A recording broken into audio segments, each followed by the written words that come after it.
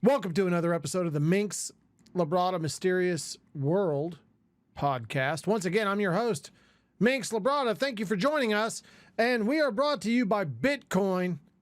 That's right. I am a Bitcoin holder. Highly recommend you get in on that before it becomes unattainable. And what I mean is, even a little bit at this point, even if you can't get more than one whole coin, you're still going to want some of that. It's still going to appreciate. It's always an appreciating asset. Learn how to self-custody. Learn about it. There's a lot of different ways to do it. You become your own bank.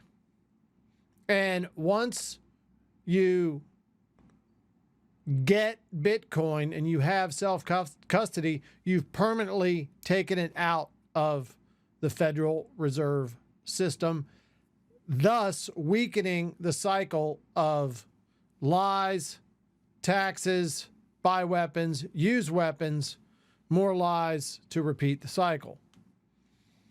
Okay, let's go ahead and get into it. We're going to talk about UFO encounters with schools. Okay. Now, there is some information out there about a couple different schools where this happened. One was the Ariel School in Zimbabwe. And I did my best to try to have that represented on the old Midjourney AI. And this one looks a little bit more like this would be in Pensacola. And when I got a little bit more descriptive, it only gave me African kids looking at it.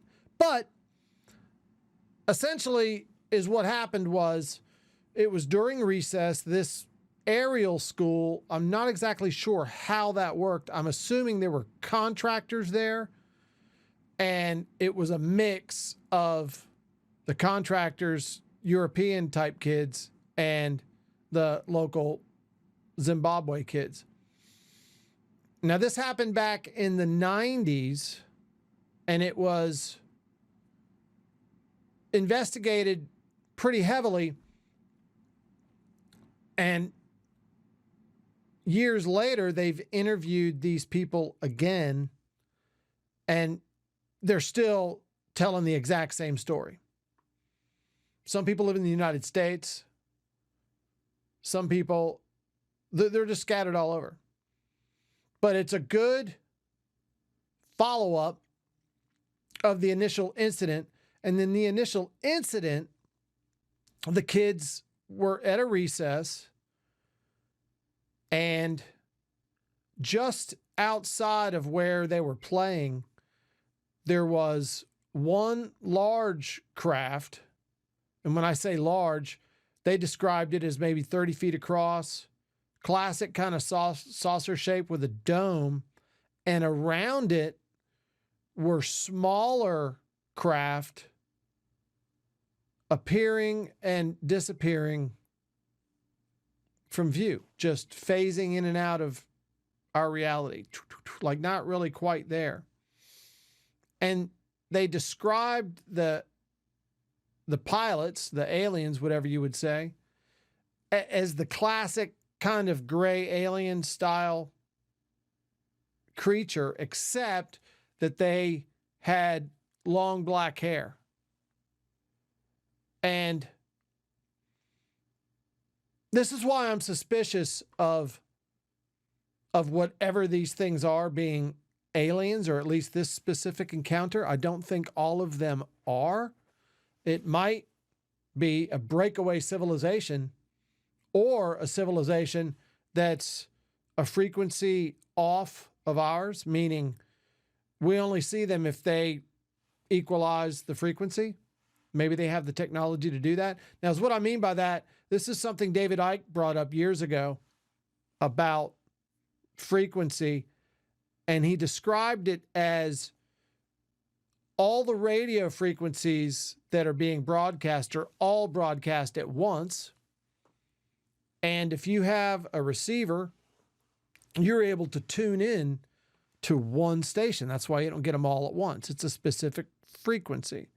Like if you want to hear classical music around here, you tune into 91.3, the classical choice, which is a pretty powerful stick out of Mobile. And that's how you get that reality, right? That frequency is a very specific reality of 91.3, the classical choice. If you want to go to 100.7, you might get, some contemporary hits or maybe some rock, right? There's all different frequencies on the bands. So is what David Icke was talking about was frequencies in your mind where I don't want to misrepresent what he said, but from what I understand, he was talking about decoding. Our brain decodes what it sees. And if you allow yourself to expand your consciousness is what you're able to do, is expand the frequencies that you're able to pick up. You have more available to you. Gets into a little bit of what Stuart Wilde talked about. Stuart Wilde would discuss getting into a etheric state, or he would use these theta trance tones to achieve a deep meditative state with his eyes open. And he said when he could do that, he could see the electromagnetic frequencies or the subtle body of living beings. And one way you can do this is if you get into a meditative state as the sun's going down and just look just above the trees, it doesn't take too much to be able to kind of see that electromagnetic frequency just above the trees, or contouring the tree line. I'm sure there's some science guy out there that's going to tell me, oh yeah, well that's this, and this. But, let's face it, science brought us COVID. And I think it's obvious by now, it should be to anybody that's a true seeker of knowledge and somebody that questions authority and really wants to get down to the bare bones of what we're doing here, what reality is.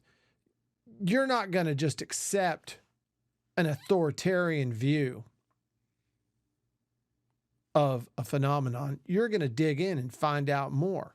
So there are people out there that have written a lot of books about this subject. Stuart Wilde I'm probably most familiar with. David Icke, I've listened to a few of his lectures. I have not yet read one of his books, but that's probably something that maybe we could even do with this podcast, is have a book club, read books, and then we'll take calls and talk about it.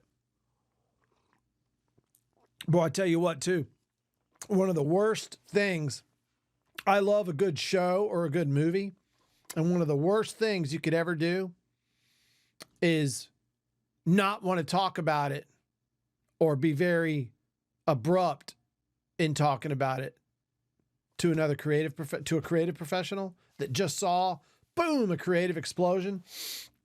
You don't want to just walk away from me because I want to invite you to do it again. So perhaps whatever this civilization is has a technology that allows them to maybe increase their frequency. And the reason I'm saying that, and the reason I'm questioning whether or not these things are aliens, is because one of these things, one of the young women, the girls there, not a young woman, she's about 9, was projected. She had thoughts projected in her head. She said the guy, whatever this thing was, talked to her without opening its freaky little mouth, and said that, humans shouldn't become too technologed. Now, maybe on the one hand, it was talking about AI and nanobots, but there again, maybe it was also warning us about the biohacking and all this crazy stuff going on with whatever was in that vax. I don't know if you see any of those videos, but it looked like mini machines, nanites, something going on. And then all the blood clots, and then the whole sudden death thing. That could be another show. We could go over that whole book from, what is it called? Died Suddenly. So the reason I maybe question why they might not be, they tell humans don't get too technologized, and you're telling that to kids. On the one hand, I see how that's looking out for humanity. You want to let kids know, hey, watch out for, right? I don't know if they picked the right school. School in the middle of Zimbabwe. I mean, I'm not sure if any world leaders have emerged from, or really what you should think about. I shouldn't say world leaders. I should say corporate giants, because let's face it, it is the corporate giants that put a dollar sign on everything and don't really care about the impact of their profit on the world at large, as long as the profit part is working. Electric vehicles is a good idea. I don't know if you've seen the deformities that happen in those open cobalt pits, but working in that garbage. And it's being mined by children. So think about that next time somebody gives you an imperious look when they're driving their electric car. And I'll never forget a recent trip going to Miami, and you stop in Alligator Alley. It's a turnpike, and you've got these rest areas in the middle of the turnpike, not on the outside. And it takes about 5 minutes to get gas. And you can see every time you go there, there's people charging their Teslas, reading books, like, and their body posture and the whole thing is just a whole superiority trip, except inferior with the time with which it takes to refuel. Clearly, total jackassery. I think it's a great idea for if you live in a city and it's a city car. Electric makes a lot of sense, especially, I don't know if you've ever been to Los Angeles or Denver. Not really San Antonio, because they kind of have a sustained wind. But these larger cities, LA especially, before they enacted most of the smog laws, it was hard to breathe. And there was a piss yellow sky over the Rockies in Denver. So the electric car makes a lot of sense for congested areas. But for, flyover country and 90% of the rednecks in America that don't, diesel or bust or gasoline or bust type of mentality, which I don't blame them. It's convenient, it's fast, it works. Don't try to lock us down with control mechanisms like EVs. Was that what the alien meant? Don't get too technologized. Don't, hey, that internal combustion thing you got, boy, that is working. Look at all the plants grow. They like it. The electric, great idea. Like I said, for congested city areas. So the investigation was conducted by a guy at Harvard. Let's see if I can break my little thing here. Doctor at Harvard that studied Ariel School aliens. I ought to find it. And dun, Johnny Mack. Thank you. I can't keep everything just in one head. Thank God for the internet. But John Mack gave a lecture here at Pensacola years ago, and he was fascinating because, and sadly was killed by a drunk driver in England. Of course, that's a whole conspiracy theory too, because he was the first guy that was a pure academic. He was the chair at Harvard. I want to say psychology or psychiatry. I'm not 100% sure I even know the difference, but whatever school that was, he was the boss. He was the big man, tenured. And apparently when he began, and he even wrote a book about it, it's a good audiobook too, by the way. And apparently the school really went after him for it. And it was ridiculous. I highly recommend checking out interviews with John E. Mack, not only about the Ariel School and his interviews with the children, but also his reaction to and his story about how the board at Harvard went after him. It was unbelievable. And I'm pretty sure it's Harvard, not some other Ivy League school like Brown or something else. Or Yale. I'm pretty sure it was Harvard. But just another image for you here. Children looking at this UFO. Sometimes Midjourney AI can be completely frustrating, and clearly this was one of those times. I told it, yeah, there were European children there too, or, Euro descent. And I don't know, would you have to just basically come out and say, yes, there were white kids and black kids in Africa at the Ariel School in Zimbabwe that all saw UFOs, or a UFO, and apparently 2 aliens. The other weird detail is one of the children, or maybe all of them, but a few of them talked about one of them was running, and they said it was in slow motion just above where the grass was, which kind of, to me, suggests that what we see may be a projection, may be an avatar from another dimension that gets pushed out. Okay, and the reason the running guy over the grass makes me say that is sometimes when you see a video game, you'll see a glitch and a guy won't run directly on the ground. He'll run on the plants that are above the ground.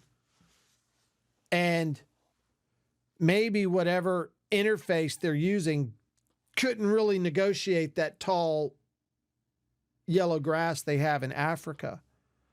So instead of knowing that you stand on the ground and the grass grows up from it, maybe whatever that interface was interpreted as, oh, well, that's the ground and it sways and moves, right? I'm not sure. Just, I think the closer we get to a completely convincing artificial environment, which the games are really damn convincing now, but not 100%. But I think the closer we get, the more information we'll have to compare and contrast to not only what goes on in our world, because some people think it's a simulation. I do not. Granted,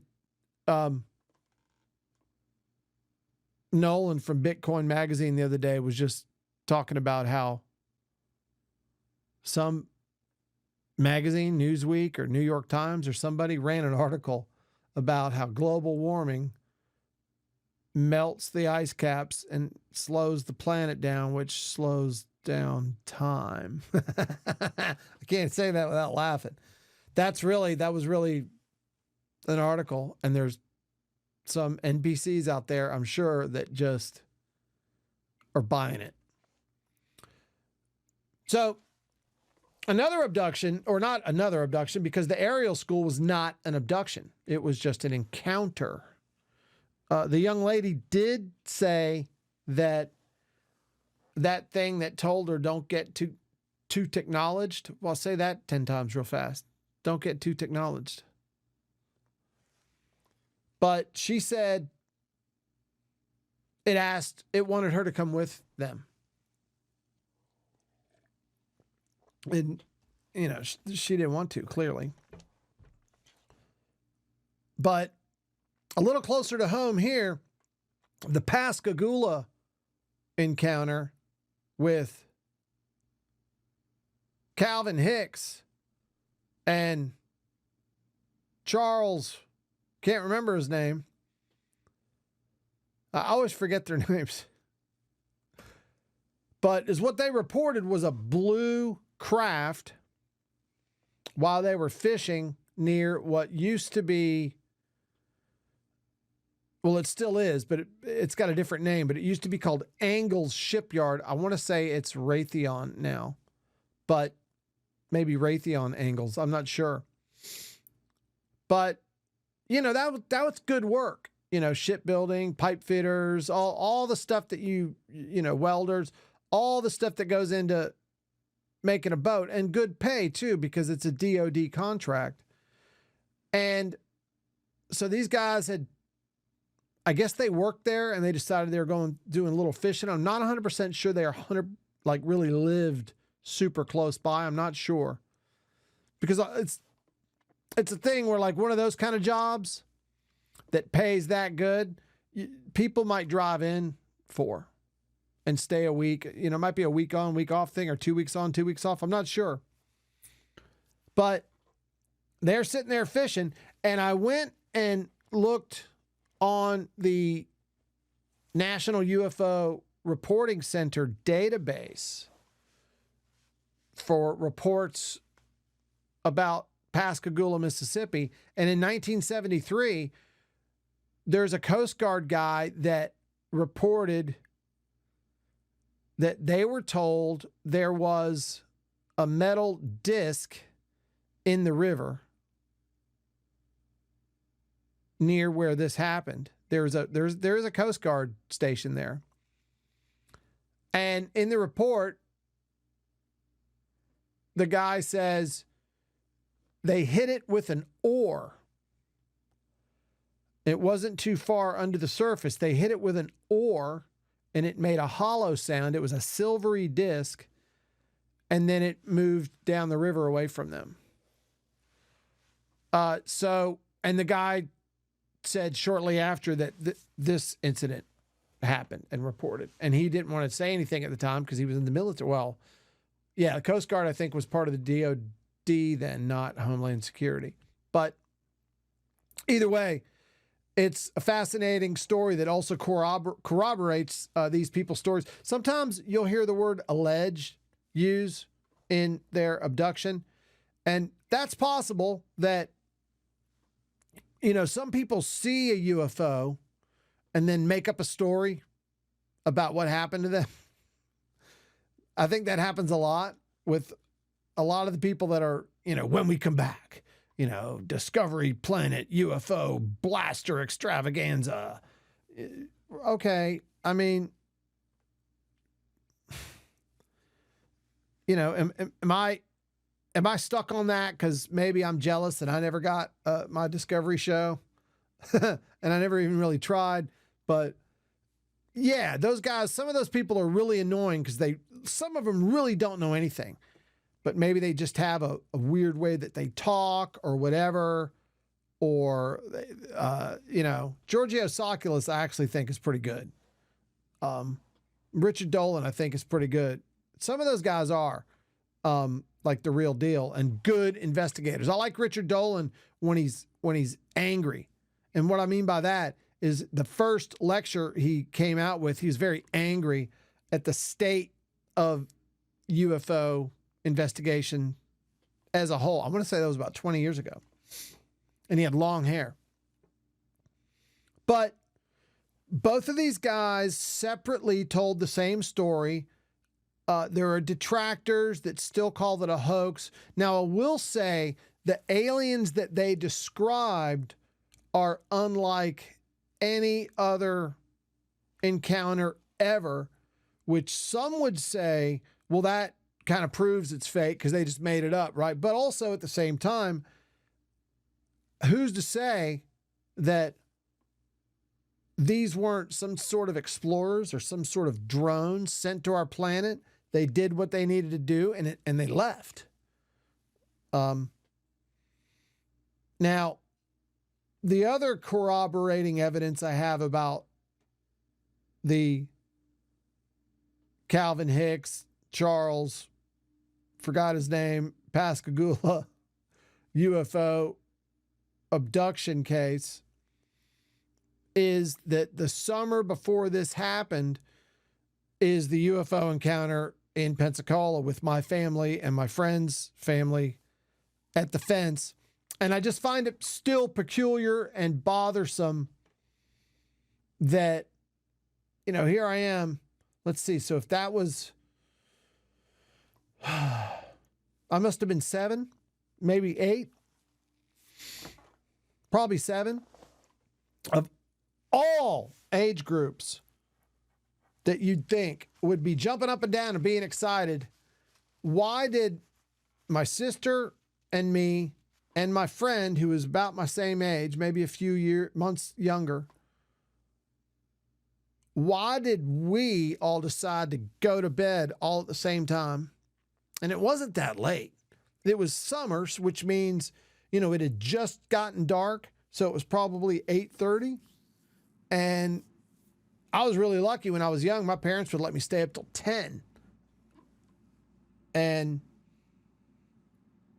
11 on nights when Space 1999 came on. But because they liked that, they liked it too.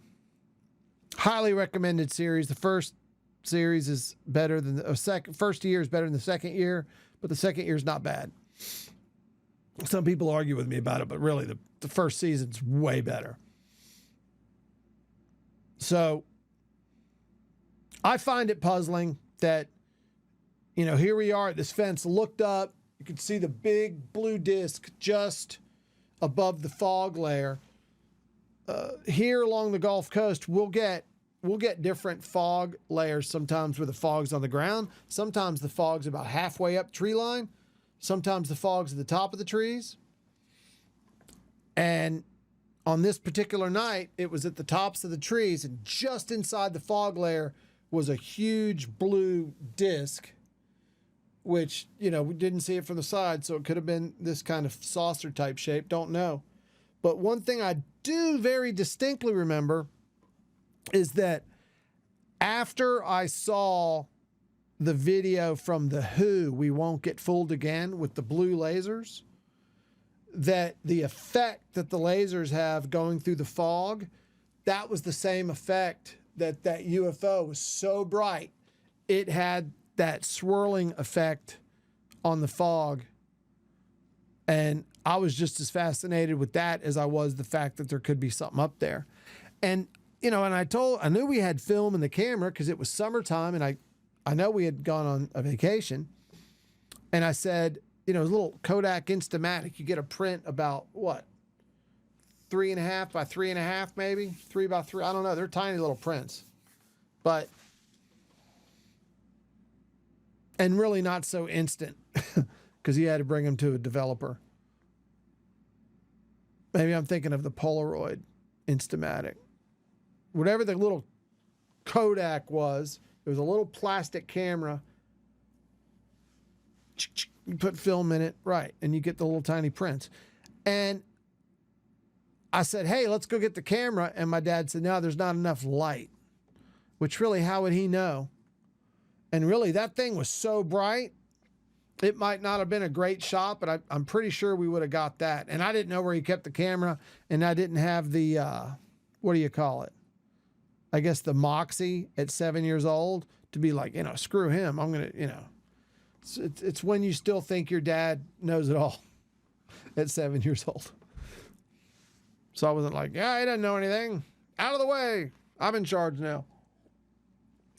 I didn't say that at 7 years old. Put this kid in a special school. Now, the creatures that they described had, and here again, if you're looking at this and watch the image, I really struggled with Midjourney to get it to do this. At one point, it had crawfish big gray crawfish. Not kidding. Gray crawfish are supposed to be the aliens. We're still working on it. But they describe these tall things with almost no neck and a spiky type of thing in the middle of the face with no eyes or ears or mouth, and two spiky things where the ears would be. Seems and like elephant-like leathery skin with giant crab claw hands. Maybe they made that up, but they both passed their lie detector test, and the police believed them.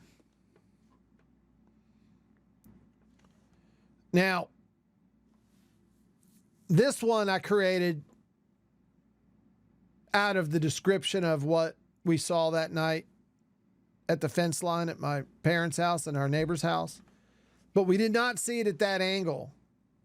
So I'm not 100% sure if what we saw was in fact some kind of a saucer type of thing as opposed to just this light. I don't know.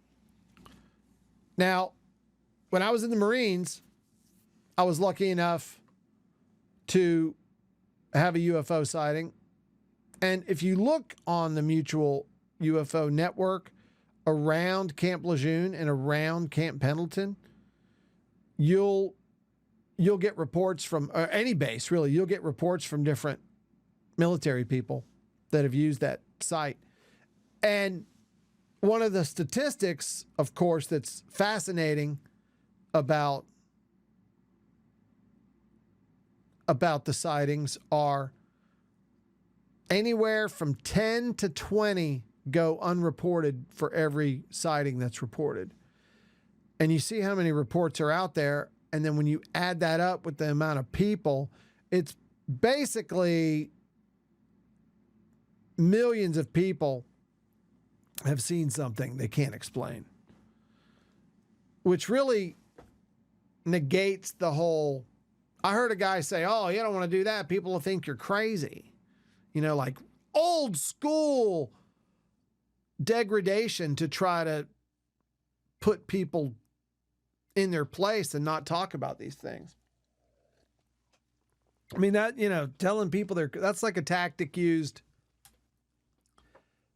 from the 60s, you know, and in a day and age when you have YouTube openly saying, "Oh yeah, with the preponderance of whatever free speech, we're really going to have to buckle down to, you know, make sure there's not a lot of disinformation out there about the upcoming election." And if they're willing to do that, that means they're willing to censor the whole ball of wax. I even saw a post from Mr. Beast on Twitter stating he's leaving YouTube.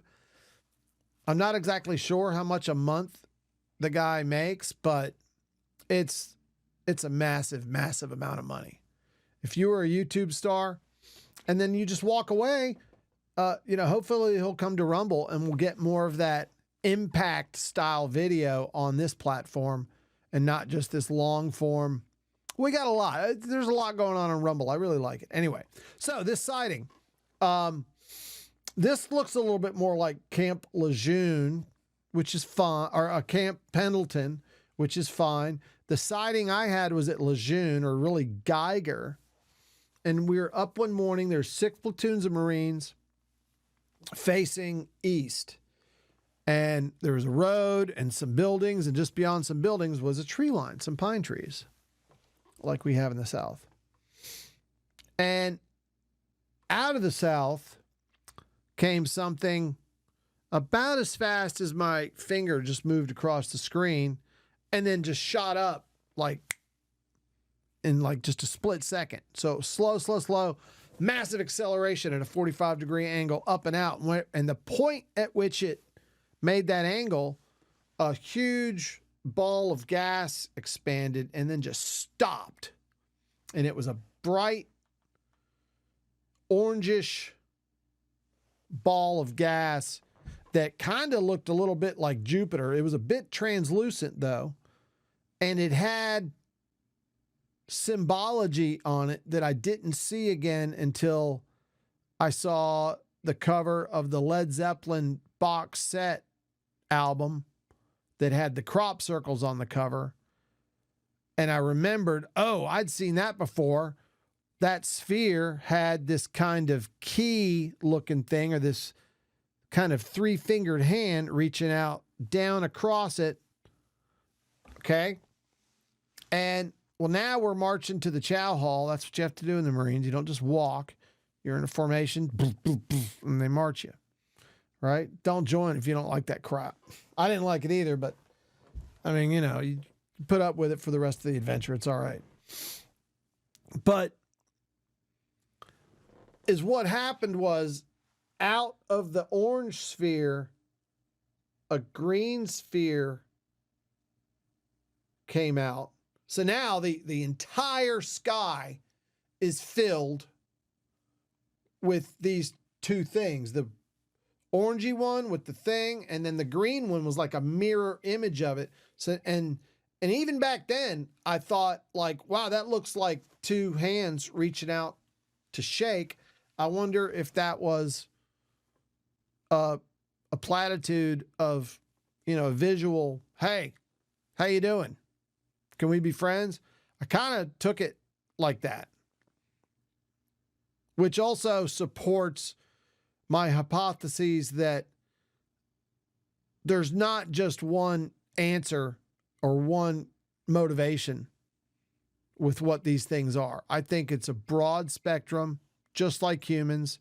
Some humans are your friend, some mean you harm. Okay? It's really scary to think about something with super advanced technology meaning you harm, but also there's ways to defend yourself against that kind of thing, and we can discuss that in another episode. Just another image that I made, and this time the mid-journey seemed to make it a little bit more solid. There was nothing solid about it. It was some kind of gas or plasma, and the strangest thing, though, is it expanded really fast and then just stopped. Which, what does that? Is that a nanite cloud? I don't know. Is that molecular control over a gas? I don't know what it was. It was strange. And it still to this day baffles me. I did see some footage of somebody seeing something like it near Qatar. So my research on this is pointing towards this may be a global phenomenon of some type. Not sure 100% if it's a classical UFO, or again, I keep going back to the biological creature that we might not know anything about, or it might be some plasma creature that lives in the ionosphere, stratosphere, or whatever, that we don't even recognize as a form of life. And maybe it was trying to say, hey, how you doing? Not sure.